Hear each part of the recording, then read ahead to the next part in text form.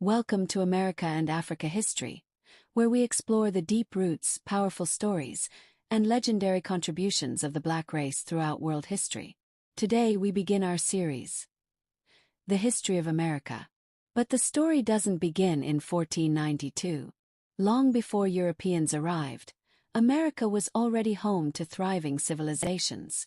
America, a land of vast mountains and endless rivers, a place of ancient cultures, thriving cities, and civilizations that rose long before the arrival of Europe. A land whose history did not begin in 1492, but thousands of years earlier. Is the story of America, a story shaped by indigenous nations, and profoundly transformed by the arrival of millions of Africans, whose forced labor, culture, resistance, and resilience would forever alter the destiny of the New World. Long before the rise of cities, long before recorded history, the first humans reached the Americas during the Ice Age. The world was colder then. Massive glaciers covered much of the northern hemisphere. The first people crossed into the continent over 20,000 years ago, following herds of mammoths and bison across a land bridge that once connected Siberia to Alaska. They spread southward over thousands of years, through forests, deserts, and coasts, adapting to every environment. These were not primitive wanderers.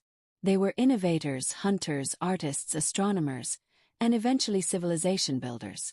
Across two continents, these early peoples developed a mosaic of cultures.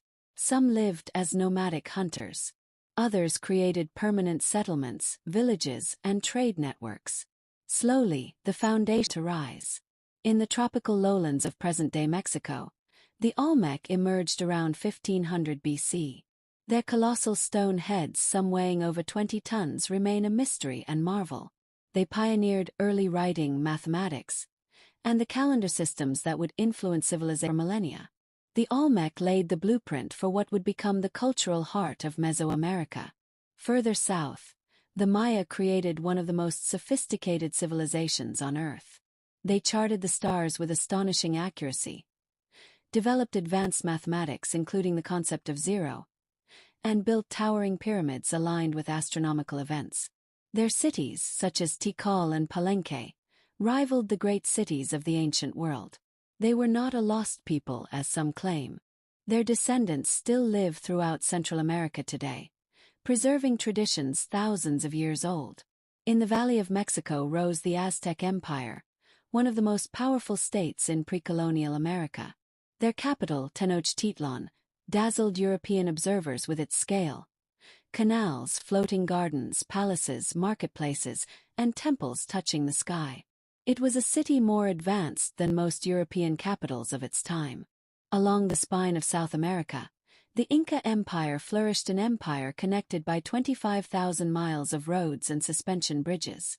They terraced mountainsides, built agricultural systems that still influence farming today, and engineered cities that have endured centuries.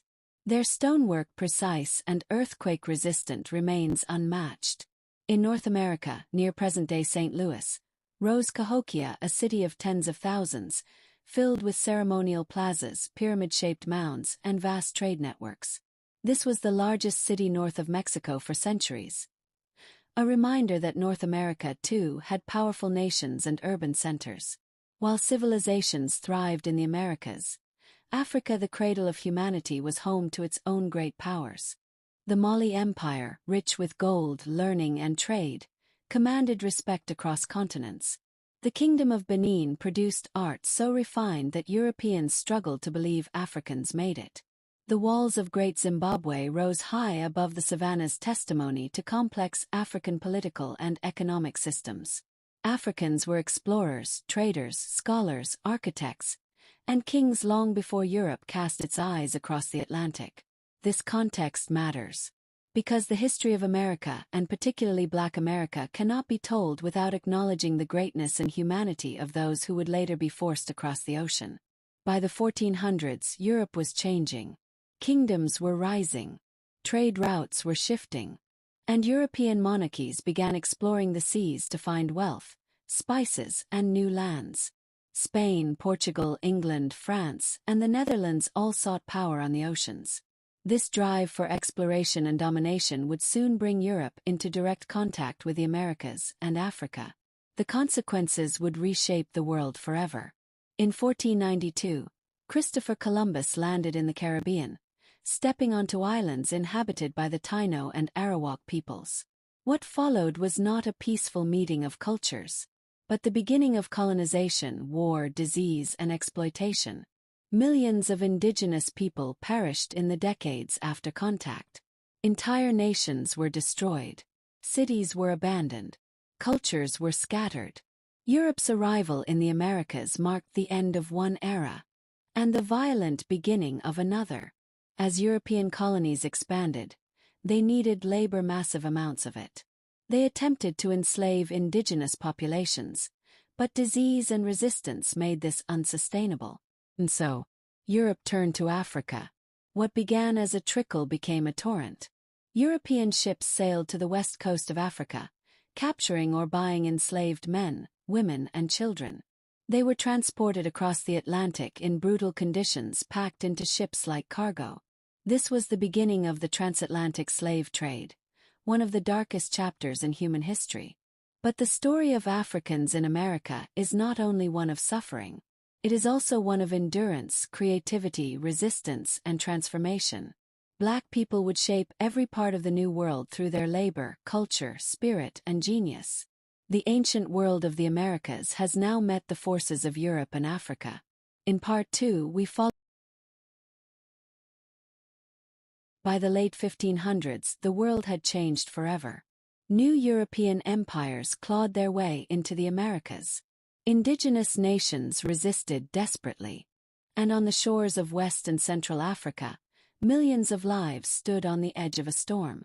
This is the story of how the Americas were reshaped, through violence, ambition, and the forced labor of African people.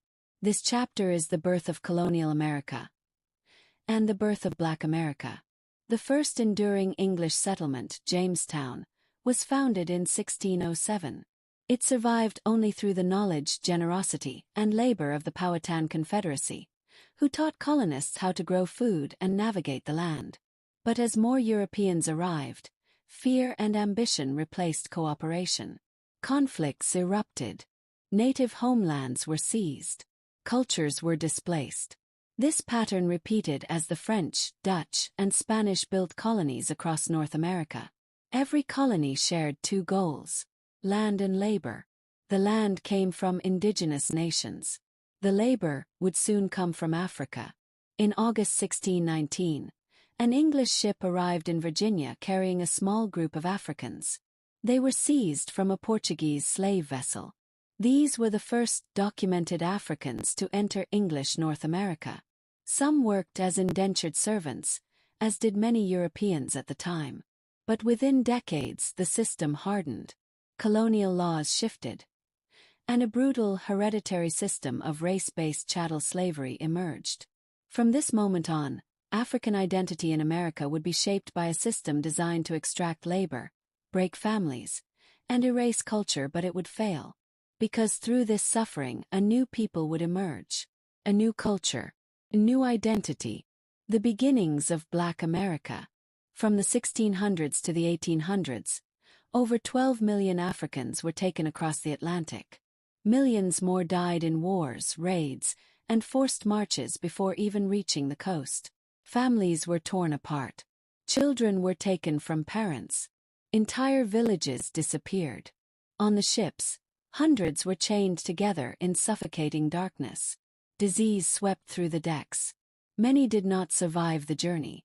Those who resisted were beaten, starved, or thrown into the sea. This nightmare was known as the Middle Passage. And yet, through unimaginable pain, Africans held onto fragments of language, memory, rhythm, and spirit. These fragments would grow into the cultural foundations of African American life.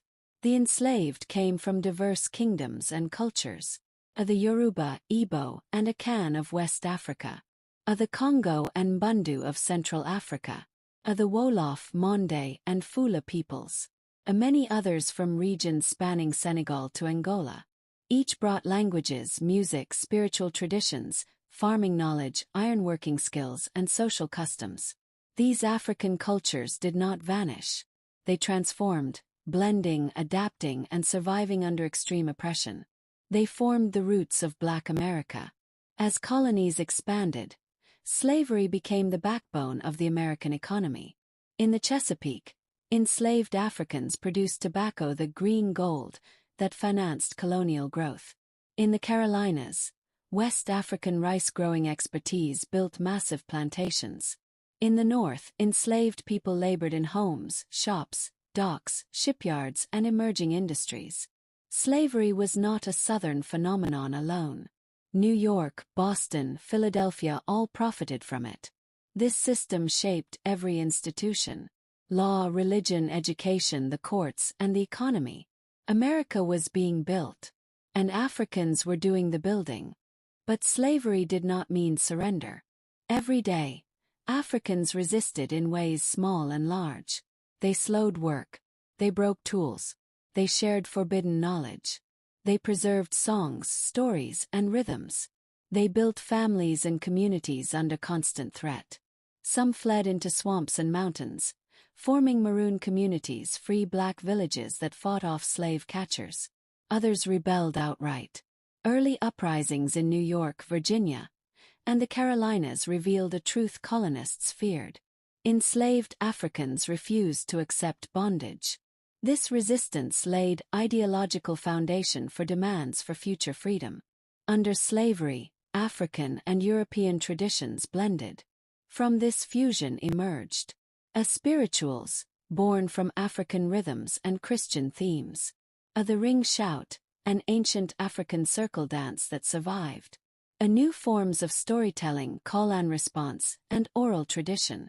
A early Black churches, which became centers of hope and resistance. These cultural roots would later fuel abolition movements, civil rights activism, and some of America's greatest artistic contributions. By the mid-1700s, the American colonies had grown wealthy largely off enslaved labor. But Britain tightened control through taxes and restrictions. Protests erupted. Colonists began calling for freedom, even as they denied that same freedom to the people who worked their fields and built their cities. A contradiction was forming, one that would define the coming revolution. Colonial anger grew. British authority wavered. Shots were fired. The world was about to change. Black Americans, free and enslaved, watched events closely.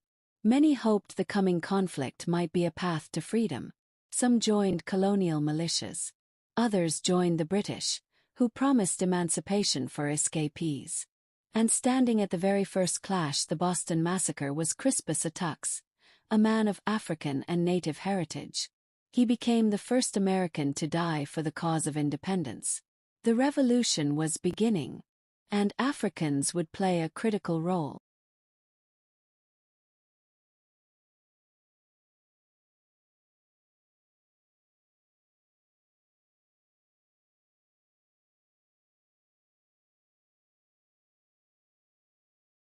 By the late 170s, the 13 colonies stood on the edge of rebellion.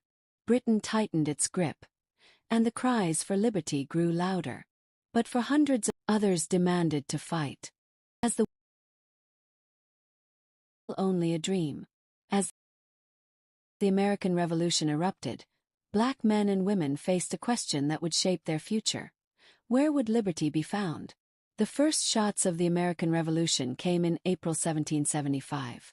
Colonial militias clashed with British soldiers at Lexington and Concord. News of the conflict spread quickly from Boston's cobblestone streets to the plantations of the South. Thousands of enslaved people listened closely. Rebellion always brought possibility. The path to freedom, or deeper oppression. In November 1775, the British made a bold move. Lord Dunmore, the royal governor of Virginia, offered freedom to any enslaved African who fled their patriot owners and joined the British Army. Thousands responded. Men, women, and children escaped plantations under darkness. They risked death for a chance at freedom. These Black loyalists formed the Ethiopian Regiment, fought in key battles, and later traveled to Canada, the Caribbean, and even Africa. For the first time in American history, thousands of Africans seized the chance to fight for their own liberation. But not all Africans sided with Britain. Many free black men and even some enslaved men promised freedom joined the Continental Army. The most famous unit was the 1st Rhode Island Regiment, sometimes called the Black Regiment. They fought bravely in the Battle of Newport and across the war. African Americans served as scouts, spies, drummers, carpenters, and soldiers. Their presence forced the young colonies to confront an uncomfortable truth. How could a nation fighting for freedom deny freedom to so many? In 1783, the war ended. America was free. But freedom was not shared equally. Some black loyalists evacuated with the British to Canada, Jamaica, England, and Sierra Leone. Others were betrayed, re-enslaved, or left with nothing. In the new United States, a small population of free black communities began to grow, especially in the North. But in the South, plantation slavery expanded rapidly. The ideals of the Revolution had been betrayed. The promise of liberty, postponed. America's founding fathers struggled with slavery during the writing of the Constitution.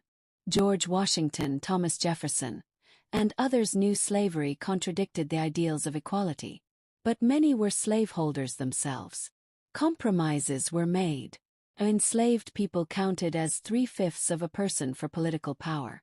The slave trade could continue until 1808. A runaway enslaved people had to be returned.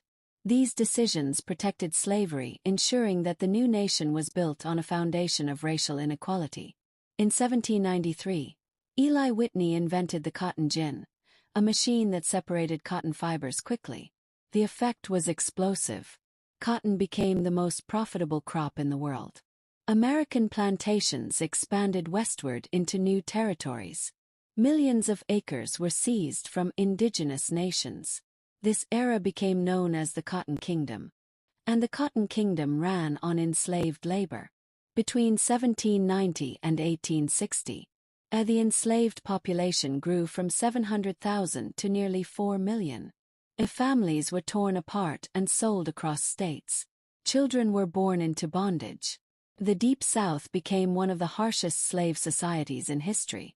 But as the system grew more brutal, black resistance grew stronger. Resistance was constant. It existed in whispers and in shouts. Some enslaved people resisted quietly, teaching reading and writing in secret, using music as coded communication, sabotaging tools, slowing work, and maintaining African traditions. Others resisted boldly. A Gabriel Prosser's planned uprising in 1800. A Denmark Vesey's conspiracy in 1822. A Nat Turner's rebellion in 1831. Turner's revolt shook the South to its core. In response, slave states passed harsher laws, banned education, and increased patrols. Yet, for every new restriction came new determination. The most famous freedom fighter was Harriet Tubman, who escaped slavery and returned repeatedly to rescue others.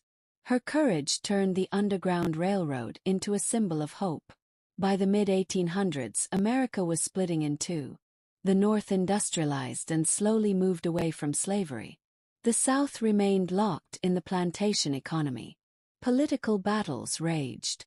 The Missouri Compromise, the Fugitive Slave Act, a bleeding Kansas, the rise of abolitionism, the Dred Scott decision denying black citizenship. The nation was on a collision course. The question of slavery could no longer be ignored. In 1861, war erupted. The Confederacy seceded to protect slavery. The Union fought to preserve the nation. At first, President Lincoln did not declare the war a fight against slavery. But enslaved people knew the truth: the war's outcome would decide their fate. Thousands fled plantations, seeking Union lines. Others demanded to fight. As the war progressed, Lincoln issued the Emancipation Proclamation in 1863, freeing enslaved people in Confederate territory and allowing black men to enlist. Nearly 200,000 black soldiers and sailors joined the Union forces. They fought in some of the war's bloodiest battles. The famed 54th Massachusetts Regiment showed extraordinary courage during the assault on Fort Wagner. Their service helped secure Union victory and proved the loyalty, bravery, and humanity of African Americans beyond all doubt. In 1865, the Confederacy collapsed. The 13th Amendment abolished slavery in the United States. For 4 million people, centuries of bondage finally ended. Families reunited. Churches blossomed. Schools opened. Hope surged. But freedom was only the beginning. Between 1865 and 1877, the nation entered Reconstruction, one of the most remarkable and least understood eras in American history. Freedmen built towns, schools, and businesses. Black men voted in large numbers and were elected to office at every level. State legislatures, U.S. Congress, and even the U.S. Senate. Leaders like Hiram Revels, Blanche K. Bruce, and Robert Smalls shaped national policy. For a brief moment, America seemed capable of becoming a true democracy. But the forces of white supremacy pushed back. Violence erupted across the South. The Ku Klux Klan and similar groups terrorized black voters. New laws restricted black rights. Northern political will weakened. In 1877, federal troops withdrew. Reconstruction ended. White supremacist governments took control, launching an era of segregation, violence, and disenfranchisement. But Black Americans did not give up. They built churches, businesses, newspapers, and communities that would one day fuel the civil rights movement. The Civil War freed millions, but the battle for equality had only begun. In 1877, Reconstruction collapsed. Federal troops withdrew, and millions of newly freed African Americans were left exposed to a rising tide of hatred and oppression. This is the story of their struggle to survive and to thrive in a land determined to deny them humanity. From the darkness of Jim Crow to the brilliance of Harlem's Renaissance, this is the next chapter in the story of America. After Reconstruction, Southern states passed a wave of laws known as Jim Crow. These laws enforced separation in every part of life. Schools, hospitals, transportation, restaurants, neighborhoods, even cemeteries. Segregation was not just a social system, it was a legal weapon. Black people were denied voting rights through poll taxes, literacy tests, and violent intimidation. White supremacist groups terrorized entire communities. Between 1880 and 1940, thousands of African Americans were lynched, murdered in acts meant to terrorize and control. But even in this darkness, Black Americans built strong communities anchored by churches, schools, newspapers, and family networks. Their resilience would become a quiet revolution. Despite deep oppression, Black Americans pursued education with fierce determination. They built their own institutions. Tuskegee Institute, Howard University, Fisk University, Hampton Institute, dozens of smaller colleges and training schools. These schools produced teachers, doctors, lawyers, ministers, journalists, and activists. Two key leaders emerged. Booker T. Washington, who emphasized economic empowerment and education. W.E.B. Du Bois, who demanded full equality and political rights. Their debates shaped the direction of Black America for a generation. As segregation intensified, African Americans created their own economic systems. By the early 1900s, cities across the South and Midwest had thriving Black business districts. These included grocery stores, insurance companies, clothing shops, medical offices, barbershops and salons, newspapers, hotels, entire street blocks owned and operated by Black families. This surge in economic self-reliance inspired a new dream, one that would take shape in a place called Greenwood. In Tulsa, Oklahoma, African Americans built one of the most prosperous Black communities in the world. The Greenwood District, known as Black Wall Street. By the 1910s, doctors drove luxury cars. Families owned beautiful homes. Businesses thrived. The community had its own newspapers, schools, restaurants, and theaters. It was a symbol of what Black autonomy could achieve. Black Wall Street stood tall, proud, confident, and vibrant. But its success challenged the myths of white supremacy. And that made it a target. On May 31st and June 1st, 1921, an accusation sparked a white mob to attack the Black community of Greenwood. What followed was one of the deadliest racial massacres in U.S. history. For 2 days, homes were burned, businesses looted, entire blocks reduced to ash. Airplanes reportedly dropped incendiary devices. Hundreds were killed. Thousands were left homeless. Black Wall Street, once a shining symbol of Black prosperity, was destroyed. Yet survivors rebuilt. They refused to vanish. Their resilience became a testament to the unbreakable spirit of Black America. Between 1916 and 1970, over 6 million African Americans left the South in what became known as the Great Migration, one of the largest population movements in modern history. They traveled to Chicago, Detroit, New York, Philadelphia, Los Angeles, Oakland, Cleveland, St. Louis. They sought jobs, safety, education, political power, the chance to breathe free. In northern cities, African Americans became factory workers, union organizers, business owners, and eventually political leaders. This migration transformed the entire nation culturally, economically, and politically. And in one neighborhood in New York City, a cultural revolution was about to explode. In the 1920s and 30s, the Harlem neighborhood of New York became the epicenter of a cultural and intellectual awakening. This was the Harlem Renaissance, a rebirth of Black creativity, pride, and identity. Writers and thinkers like Langston Hughes, Zora Neale Hurston, Countee Cullen, Claude McKay, musicians like Duke Ellington, Louis Armstrong, Billie Holiday, artists like Aaron Douglas. Together, they reshaped American art, literature, and music. Jazz became the soundtrack of a new era. Harlem became the heart of Black America. And the world began to recognize the brilliance of Black culture. From the ashes of slavery and the violence of Jim Crow, African Americans built schools, businesses, communities, and an enduring cultural legacy. They survived segregation, rebuilt after massacres, migrated across the nation, and sparked artistic revolutions that continue to shape America today. But the struggle for equality was far from over. Ahead lay new battles in the courts, in the streets.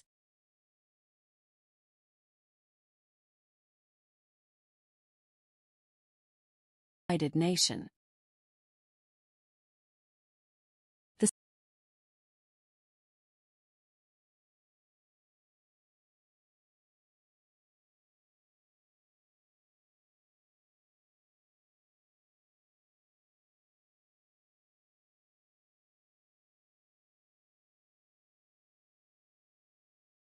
By the mid-20th century, America was at war overseas and at home. World War II would bring millions of African Americans into military service and industrial labor, exposing the contradictions of a nation fighting for freedom abroad while denying it to millions at home. This is the story of a generation that refused to accept inequality, fought for justice, and reshaped the United States forever. During World War II, more than 1.2 million African Americans served in the U.S. military.